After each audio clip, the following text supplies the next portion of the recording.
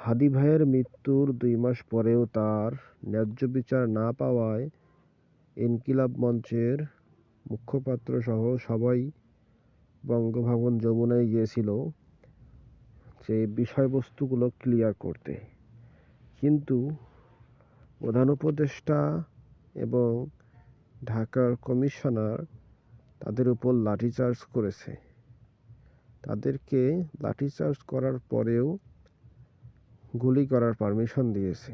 জাবের ভাইয়ের পায়ে গুলি করা হয়েছে, ঝুমা আপু সহ আরও শতাধিক লোক, এবং মহিউদ্দিন রনি ভাইকেও বেধড়ক মার দেওয়া হয়েছে। এটাই কি ছিল আমাদের ২৪-এর আকাঙ্ক্ষা? ২৪-এর ১ বছর কিংবা ১.৫ বছর পার হওয়ার মধ্যেই সবাই বিশ্বাসঘাতকতা করতেছে। ২৪-কে তারা এভাবে ভুলে যাবে, এভাবে বিক্রি করে দিবে।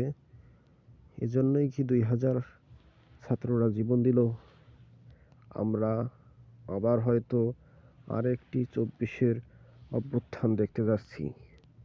সকল ভাইদের প্রতি আহ্বান, রেডি থাকুন, আবার হবে রাজপথে দেখা।